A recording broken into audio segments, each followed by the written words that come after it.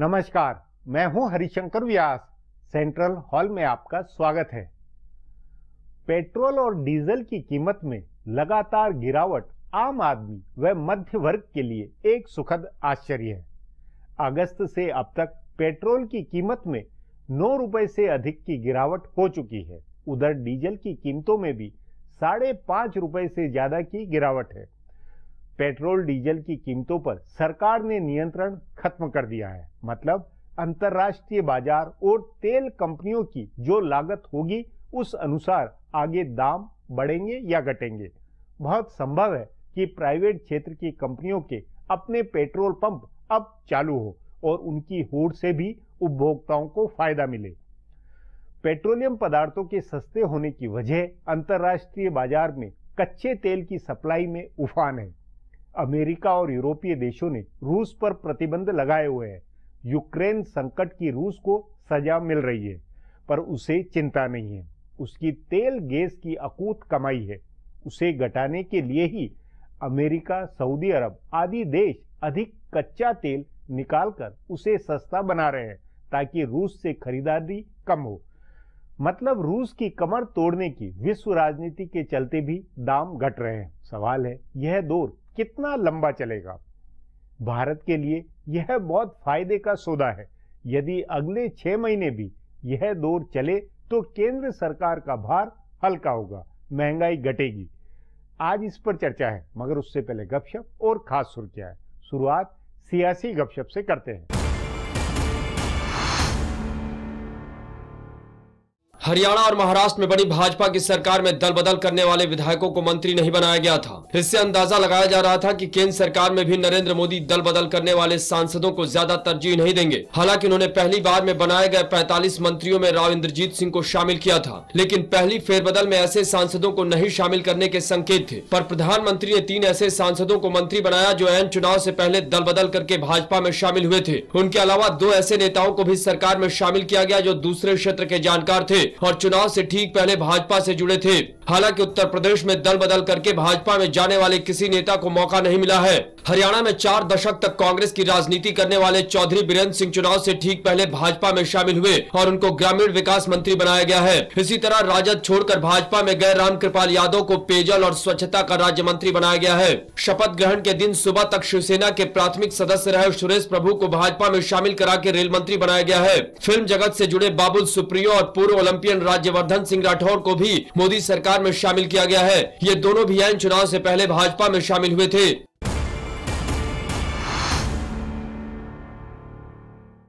प्रधानमंत्री नरेंद्र मोदी के पहले कैबिनेट विस्तार से कई संकेत निकले हैं। एक संकेत बिहार की राजनीति में होने वाले बदलाव का है। बिहार में भाजपा पूरी तरह से सुशील कुमार मोदी के हवाले रही है। पूर्व उप मुख्यमंत्री सुशील कुमार मोदी पार्टी के सर्वमान्य नेता हैं और उनको मुख्यमंत्री पद का स्वाभाविक दावेदार माना जाता है। बिहार से कैबिनेट में पहले शामिल किए गए दोनों नामों पर उनकी सहमति थी, लेकिन उन्होंने गिरिराज सिंह और राजीव प्रताप रूडी दोनों का विरोध किया था। इस वजह से पहली बार में ये दोनों मंत्री नहीं बन पाए थे। पर दूसरे विस्तार में नरेंद्र मोदी ने दोनों को सरकार में शामिल करके अहम जिम्मेदारियां दी हैं। मोदी ने भड़काऊ बयान और दूसरे कई विवादों में फंसे गिरिराज सिंह को राज्य मंत्री बनाया और रूडी को स्वतंत्र प्रभार का राज्य मंत्री बनाया। इससे ऐसा लग रहा है कि बिहार की राजनीति में संतुलन बनाने की कोशिश हुई है, लेकिन सुशील मोदी अपने सबसे करीबी राधा मोहन सिंह को कृषि मंत्री बनवाए रखने में कामयाब रहे। बताया जा रहा है कि राधा मोहन सिंह का विभाग बदला जाना तय था, लेकिन सुशील कुमार मोदी ने बिहार की राजनीति की जरूरत के हवाले उनकी पैरवी की। असल में बिहार भाजपा से मंत्री बने तीनों नेता गिरिराज सिंह, राजीव प्रताप रूडी और रामकृपाल यादव स्वतंत्र रूप से काम करने वाले हैं। इसलिए सुशील मोदी की राजनीति के लिए राधा मोहन सिंह का केंद्र में मजबूत बने रहना जरूरी है। इसके बावजूद गिरिराज सिंह, राजीव प्रताप रूडी और रामकृपाल यादव की केंद्र सरकार में मौजूदगी बिहार की राजनीति में भाजपा का केंद्र खिसकने का संकेत है।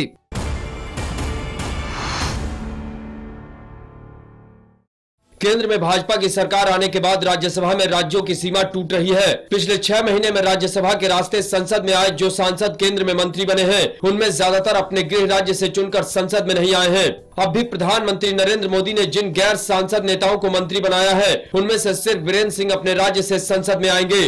गोवा के पूर्व मुख्यमंत्री मनोहर पारिकर को रक्षा मंत्री बनाया गया है। वे उत्तर प्रदेश से खाली हुई एक सीट से राज्यसभा के लिए चुनकर आएंगे। उत्तर प्रदेश की 10 सीटों पर 20 नवंबर को मतदान होना है। इसमें एक सीट भाजपा को मिलेगी। इसी तरह रेल मंत्री सुरेश प्रभु हरियाणा की एक सीट से राज्यसभा में आ सकते हैं। हरियाणा में राज्यसभा की 2 सीटें खाली हुई हैं। इसमें से एक सीट वीरेंद्र सिंह की थी जो वापस चुने जाएंगे। दूसरी सीट इनेलो के नेता रणवीर सिंह प्रजापति के विधायक बन जाने से खाली हुई है। इस सीट से महाराष्ट्र के रहने वाले सुरेश प्रभु को राज्यसभा में भेजा जाएगा।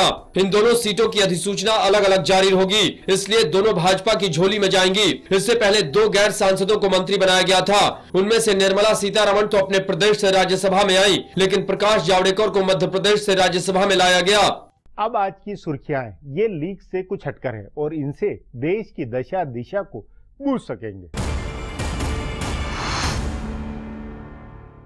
प्रधानमंत्री नरेंद्र मोदी आसियान और पूर्वी एशिया शिखर बैठक एवं समूह 20 की शिखर बैठक में भाग लेने के लिए अपनी 3 देशों की 10 दिवसीय यात्रा के लिए विदेश रवाना हुए। पहले चरण में प्रधानमंत्री नरेंद्र मोदी आज म्यांमार पहुंचे, जहां उन्होंने म्यांमार के राष्ट्रपति से मुलाकात की। प्रधानमंत्री बाद में ऑस्ट्रेलिया और फिजी भी जाएंगे। प्रधानमंत्री नरेंद्र मोदी एयर इंडिया के विशेष विमान से यहाँ पहुंचे। 3 देशों की अपनी 10 दिवसीय यात्रा के दौरान प्रधानमंत्री ब्रिस्बेन में समूह 20 की शिखर बैठक में भाग लेने के लिए ऑस्ट्रेलिया जाएंगे। भारत की एक्ट ईस्ट नीति के तहत दक्षिण पूर्वी एशियाई देशों के संघ आसियान को मुख्य केंद्र बिंदु बताते हुए नरेंद्र मोदी ने म्यांमार रवाना होने से पहले कहा कि उन्हें आसियान देशों के नेताओं के साथ इस विषय पर चर्चा का इंतजार है कि हम अपने संबंधों को अगले स्तर पर कैसे ले जा सकते हैं, जिससे प्रत्येक सदस्य देश के साथ द्विपक्षीय संबंधों को गहरा करने में मदद मिले। 12 और 13 नवंबर को म्यांमार की राजधानी से पईताओ में भारत आसियान और पूर्वी एशिया शिखर बैठक में और बाद में ऑस्ट्रेलिया के ब्रिस्बेन में समूह 20 की शिखर बैठक में प्रधानमंत्री भाग लेंगे।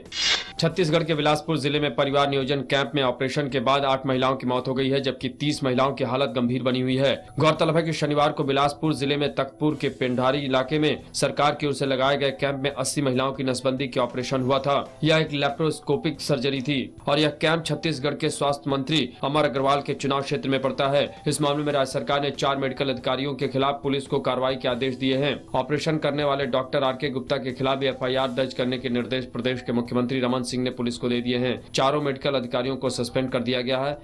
महाराष्ट्र विधानसभा अध्यक्ष पद के लिए आज नामांकन दाखिल कर दिया गया। भारतीय जनता पार्टी की ओर से हरिभाऊ बागड़े ने महाराष्ट्र विधानसभा के अध्यक्ष पद के लिए अपना नामांकन पत्र दाखिल किया। बागड़े के नामांकन दाखिल करते समय उनके साथ मुख्यमंत्री देवेंद्र फडणवीस मौजूद थे। कांग्रेस की ओर से वर्षा गायकवाड़ ने नामांकन दाखिल किया, जबकि शिवसेना की ओर से विजय ओटी ने नामांकन दाखिल किया। नामांकन वापस लेने का समय बुधवार सुबह 10 बजे तक का है। गौरतलब है कि एनसीपी पहले ऐलान कर चुकी है कि वह विधानसभा अध्यक्ष पद के लिए चुनाव नहीं लड़ेगी।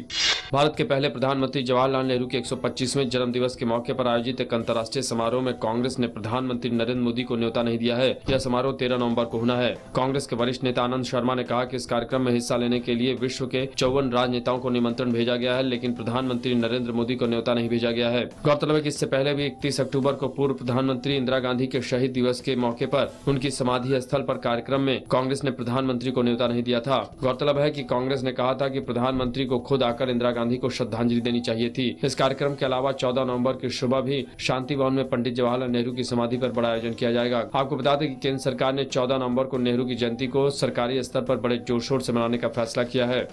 सुप्रीम कोर्ट ने आज कहा है कि दिल्ली विधानसभा का चुनाव आयोग अपने अनुसार कराएगा। कोर्ट ने चुनाव कार्यक्रम जल्द तय करने को कहने से इनकार किया है और कहा है कि अब चुनाव आयोग इसे अपने अनुसार देखे। सुप्रीम कोर्ट ने आज केंद्र सरकार द्वारा दिल्ली विधानसभा भंग किए जाने की सूचना दिए जाने के बाद दिल्ली में चुनाव कराने संबंधी आपकी याचिका को निपटाई। सुप्रीम कोर्ट ने आज आपकी उस याचिका को खारिज कर दिया जिसमें उसने दिल्ली विधानसभा को भंग कर जल्द चुनाव कराए जाने की अपील की थी। सुप्रीम कोर्ट के मुख्य न्यायाधीश जस्टिस HL दत्तू की अध्यक्षता वाली संवैधानिक पीठ ने आदेश पारित किया। गौरतलब है कि सुप्रीम कोर्ट के सख्त रवैये के बाद ही दिल्ली के उपराज्यपाल ने दिल्ली विधानसभा को भंग करने की सिफारिश की थी। उसके बाद दिल्ली विधानसभा को भंग कर दिया गया था, जिसके बाद चुनाव कराने का रास्ता साफ हो गया था। फिलहाल अब एक ब्रेक है, फिर खुलासा होगा।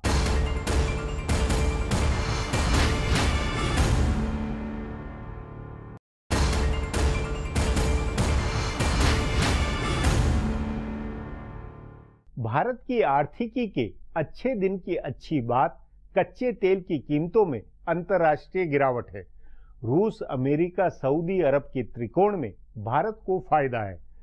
यूरोपीय देशों में मंदी है, उससे भी यह लाभ है। जाहिर है ऐसे कई नए राष्ट्रीय अंतर्राष्ट्रीय कारण हैं जिनसे पटरी पर आई आर्थिकी को दौड़ाया जा सकता है। इस पर आगे चर्चा करें उससे पहले देखें मेरा यह खुलासा।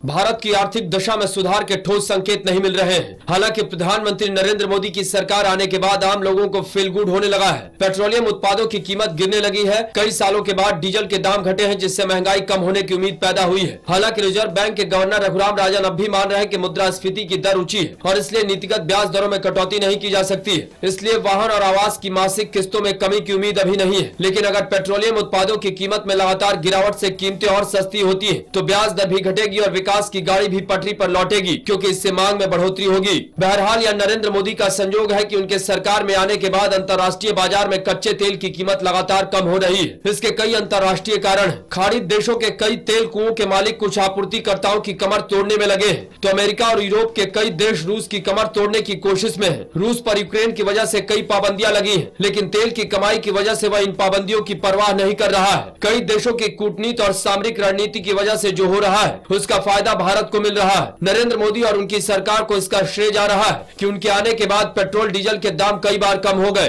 कीमतों में लगातार हो रही गिरावट के कारण सरकार को यह मौका मिला कि वह डीजल की कीमत को नियंत्रण मुक्त कर दे। यूपीए सरकार ने पेट्रोल की कीमत को नियंत्रण मुक्त करके बाजार के हवाले कर दिया था, लेकिन डीजल की कीमतों को सरकार के नियंत्रण में रखा था। हालांकि बाद में उसने भी सब्सिडी घटाने के लिए हर महीने डीजल के दाम में 50 पैसे प्रति लीटर की बढ़ोतरी शुरू कर दी थी, पर एनडीए सरकार ने उसे बाजार के हवाले कर दिया है। यह जोखिम वाला फैसला था, क्योंकि अगर अंतर्राष्ट्रीय बाजार में कच्चे तेल के दाम बढ़ने लगते हैं तो उसका असर डीजल की कीमत पर होगा। पेट्रोल की कीमत से ज्यादा डीजल के दाम में बढ़ोतरी का असर होगा। सो अभी जिस फैसले से वाहवाही मिल रही है उसी वजह से आगे आलोचना का शिकार भी होना पड़ सकता है, लेकिन अभी सरकार माहौल बेहतर करने में सफल रही है। अगर इस माहौल को आधार बनाकर सरकार विकास की गाड़ी को पटरी पर लाती है, साख बेहतर करती है और विदेशी निवेश आकर्षित करने वाले आर्थिक सुधार के कुछ और बड़े फैसले करती है, तो लंबी अवधि के लिए देश की अर्थव्यवस्था पटरी पर लौट आएगी। यह एक तथ्य है कि भारत का सबसे ज्यादा खर्च पेट्रोलियम उत्पादों की खरीद पर है। भारत अपनी जरूरत का 80% कच्चा तेल आयात करता है, जिसका बिल बहुत बड़ा होता है। भारत के राजकोष पर इसका बड़ा बोझ पड़ता है। अगर यह बिल कम होता है तो सरकार को घाटा कम करने में मदद मिलेगी और व्यापार संतुलन भी सुधरेगा। अब एक ब्रेक है, उसके बाद पेट्रोल डीजल की कीमतों में गिरावट के प्रभाव पर चर्चा करेंगे।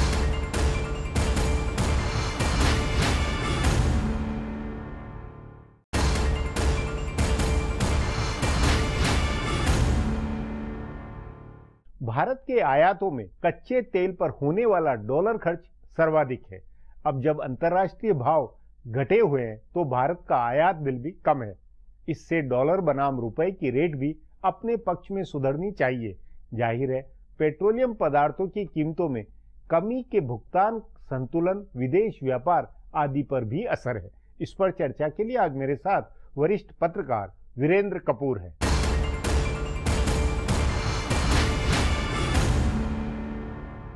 वीरेंद्र जी, डीजल और पेट्रोल की कीमतों में जो गिरावट का सिलसिला है, आपके अनुसार ये कितने समय तक चलेगा? क्योंकि ये एक तेजी से लगातार पिछले 6 महीनों से गिर रहा है। क्या ये सिलसिला आगे तक अंतर्राष्ट्रीय मार्केट में चलेगा? कितना लंबा चलेगा? देखिए, ये तो कोई नहीं कह सकता है इसके लिए, क्योंकि इंटरनेशनल जियोपॉलिटिकल सिचुएशन क्या बनती है। सऊदी अरेबिया बहुत प्रोडक्शन बढ़ा दी है कम करने के बजाय। ईरान और लीबिया में पिछले दिनों से प्रोडक्शन हो गई है, और जो अमेरिका है ऑलमोस्ट सेल्फ सफिशिएंसी की तरफ बढ़ रहा है एनर्जी में। फ्रैकिंग जो शेल ऑयल से निकालते हैं, पर कितने दिन चलेगा ये डिपेंड करेगा जो वेस्ट एशिया में क्या सिचुएशन बनती है। पर उससे हमारे देश को इमीडिएटली बहुत फायदा हुआ है। आप जानते हैं कि जब से मोदी सरकार आई है, जून से डीजल के प्राइस या crude oil price global crude oil 25% से ज्यादा कम हुए हैं। और वो जो है पंप प्राइस जो आप और हम जो पेट्रोल और डीजल खरीदते हैं पंप पे, वो उसमें नजर आता है। नहीं, लेकिन वो 25% जितना नहीं हुआ है। कंपनी अपना प्रॉफिट रख रही है अभी, सरकारी कंपनी। नहीं, वो कवर, क्योंकि पहले जो डीजल जब सरकार आई थी तो तब भी थोड़ा घाटे पे कंपनी जो ऑयल मार्केटिंग कंपनी थी कम पे बेच रही थी। वो कवर करने के बाद अभी भी कुछ दिन पहले 2.5 रुपए 2.5 रुपए कम हुआ। ऐसा नहीं है, ये बहुत अच्छी चीज हुई है कि पहली दफा ये मान के चलिए कि हमारे देश में डीकंट्रोल हो गया है, डीजल पेट्रोल हो गया, और अब अंतर्राष्ट्रीय बाजार के हिसाब से ऊपर नीचे कंपनियां करती रहेंगी। जनता को समझ लेना चाहिए, ये सरकार वाजपेयी सरकार ने करना चालू किया था, पर जब एक price international crude oil prices बढ़े तो वाजपेयी सरकार ने फिर जो है वो एडमिनिस्ट्रेट प्राइस कर दिया था। अब अगर इंटरनेशनल प्राइस में ऑयल के दाम बढ़ते हैं तो सरकार को ये चाहिए, और मोदी सरकार क्योंकि बिजनेस चाहती है कि इकोनॉमी अपने पैरों पे खड़ी हो, आगे बढ़े, तो अगर बढ़े तो वो पास ऑन करना चाहिए। आप और हम जो हैं वो रेट मतलब दें वो एडजस्ट का है ऑयल मार्केटिंग नहीं, लेकिन अभी तात्कालिक तौर पर अगर देखा जाए तो इससे अगले बजट निर्माण को लेकर, ये बजट बनाने की प्रक्रिया को लेकर अगले 4-5 महीने भी लगता तो ये है कि ये जो बाजार दाम है वो नीचे ही रहेंगे। ये बहुत इस बजट के लिए, इस सरकार के लिए आते ही बहुत ये बहुत ही एक तरह मतलब किस्मत साथ दे रही है, किस्मत साथ दे रही है। और जो गोल्ड इंपोर्ट थे एक और बड़ा फैक्टर था जिससे कि आपका करंट अकाउंट जो डेफिसिट था बढ़ रहा था, वो भी कम। एक तो गोल्ड इंपोर्ट कम हुआ है और गोल्ड के दाम जो चांदी और सोने के दाम भी इंटरनेशनल बाजार में कम हुए हैं। परंतु दूसरी तरफ ये है कि अभी आपने देखा होगा खबर छपी कि 80% से ज्यादा जो आपने प्रोवाइड किया था रेवेन्यू डेफिसिट जो है, वो घाटा जो है वो ऑलरेडी पहले 6 महीने में वो आपने कर लिया है। तो अगले जो 6 महीने हैं जिसमें से 3-4 निकल गए, उसमें आपको सिर्फ 20% बचा है। तो क्या अरुण जेटली जो 4.1 जो रेवेन्यू डेफिसिट की जो सीमा लेके चले थे वो कर पाएंगे तो बहुत अच्छा रहेगा। नहीं, लेकिन इसके साथ में मेरा ये एक बुनियादी सवाल है कि इससे रुपए की कीमत का मामला है, भुगतान संतुलन वाली स्थिति है, ये इन पर क्या असर, और महंगाई, मुद्रास्फीति, क्योंकि ईंधन में कमी का मतलब महंगाई में बहुत तेजी से कमी होनी चाहिए। महंगाई में देखिए होलसेल में काफी कमी हुई है, रिटेल में हुई है, और इस स्थिति पे कमी हुई है। हालांकि रिजर्व बैंक का टारगेट है कि 2015 में 6% हो, और अभी आपके जो वित्त मंत्री हैं उन्होंने भी कहा, पब्लिक में सुझाव दिया कि अब जो है रिजर्व बैंक ऑफ इंडिया को चाहिए कि थोड़ा सा जो ब्याज रेट है वो कम आए। हाँ, हालांकि रिजर्व बैंक अभी भी सेटिस्फाइड नहीं है, वो चाहते हैं थोड़ा सा इन्फ्लेशन पे और कंट्रोल हो जाए। लेकिन आपके अनुसार तात्कालिक अगर ये, क्योंकि अभी और पेट्रोलियम पदार्थों की अगर कीमत कम होती है और महंगाई अगर कम होती है, तो क्या आप उम्मीद करते हैं कि बजट तक ब्याज दर का भी मामला नीचे होने लगेगा? देखिए, उम्मीद है। कुछ बैंकों ने तो अपने आप ही थोड़ा 0.5% कम किया है। डिपॉजिट रेट भी अगर वो कम होगा तो डिपॉजिट रेट भी कम होगा, क्योंकि आप जो है नेगेटिव सेविंग्स रेट पे चल रहे हैं अभी भी। अगर इन्फ्लेशन आपकी 6% है तो आपको बैंक क्या देता है? सेविंग्स बैंक तो 5%। परंतु मेन चीज ये है कि रेवेन्यू जनरेशन में जो वृद्धि होनी चाहिए वो नहीं हो रही है, और उसकी वजह है जब तक ग्रोथ नहीं पकड़ेगी इकोनॉमी। अगर आपकी जो है अभी 5.6 शायद आपने टारगेट रखा है, अगर इकोनॉमी में नहीं बढ़ोतरी नहीं होगी, उसके लिए अगर आप आज सारा रास्ता भी साफ कर दें, जो बाधाएं थी जो पिछले सरकार ने करी थी, पॉलिसी पैरालिसिस वगैरह जो अभी, उसके बाद भी समय लगता है। आज अगर आप प्लांट, कैपिटल गुड्स और ये सब जो प्लांट अगर कुछ आप खरीदेंगे और लगाएंगे तो जस्टिस नहीं, लेकिन ये आपको नहीं लगता है कि प्रधानमंत्री ने अभी जो सचिवों की मीटिंग के साथ में कहा है कि जो मोमेंटम बना है इसको अब अगले 4-5 महीनों में पकड़ के इस पे आगे कर देना चाहिए? क्या इसके लिए आर्थिक तैयारी आपको लगती है? अभी तो 6 महीने भी नहीं हुए। इकोनॉमी बड़ा, ये जो हाथी है ये बहुत धीरे धीरे चलता है, कीड़ी की चाल चलता है, और असर जो होगा तो और 2 साल में होगा। अभी तो अच्छे फैक्टर, ग्लोबली अच्छे फैक्टर हैं आपके, मतलब वैश्विक फैक्टर अच्छे हैं, लेकिन अभी उसका अंदरूनी मामलों में, अंदरूनी आर्थिकी को लेकर उस पर सचमुच में असर दिखना, उसमें भी वक्त लगेगा। उसमें वक्त लगेगा। ये है कि आज भी हमारी इकोनॉमी में स्कोप है कि जो हमारी जो रेवेन्यू जनरेशन, जो जीडीपी की रेशियो 9% या 10% है, बड़ी बड़ी जो वेस्टर्न इकोनॉमी, डेवलप्ड इकोनॉमीज है, उनका 15-16% तक है। हमारा जो रेवेन्यू बेस है आज भी, जो लोग कर देते हैं, टैक्स देने वाले, सरकार की कमाई वाला जो है, वो मैं अब भी मानता हूं कि अभी रोजाना बात चलती है ब्लैक मनी की, बाहर से लाएंगे। अरे ब्लैक मनी जो बड़ी प्रॉब्लम है वो घर में है। और मैं माफ करिएगा, मैं इकोनॉमी के बारे में बोलते बोलते ब्लैक मनी में आ गया, पर बड़ा रेलेवेंट है। मुझे नहीं लगता कि प्रॉब्लम जो है विदेशों में धन रखा है।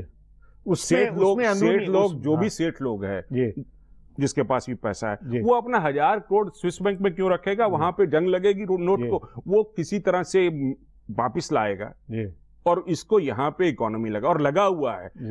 हमारी जो पैरेलल इकोनॉमी है, ये अगर सरकार उसमें अगर अंकुश लगाए तो वो एक आर्थिकी के नाते ज्यादा बड़ा काम होगा, बहुत बड़ा विशाल काम होगा। क्योंकि ये जो चल रहा है कि बाहर से पैसा आएगा और देश में आगे बढ़ोतरी होगी, ये मुझे नहीं लगता कि ये उस पर ज्यादा निर्भर होने की या उस पर सोचने की जरूरत नहीं है। पर इकोनॉमी के आसार अच्छे हैं। मोदी सरकार जो है बड़ी मतलब कहिए फॉर्चुनेट है कि डीजल प्राइस होना, इनफैक्ट मैं ये कहूंगा कि 40,000-45,000 करोड़ जो है डीजल कैरोसिन मिला के अभी इनको कुछ करना वो चाहिए। जो सब्सिडी बचेगी सरकार की, नहीं, और कैरोसिन का जो मिक्स करने का जो चलता था, मेरा ये कहना है कि अब आप जो है कैरोसिन को भी कोशिश ऐसी करनी चाहिए कि वो भी डिकंट्रोल हो। और वो अगर आपको गरीब आदमी को कैरोसिन देना है, जिस तरह आप जनधन की भी बैंक में पैसा जाएगा, आप कैरोसिन की सब्सिडी जो है उसको मोनेटाइज करके जिसको देनी है दीजिए।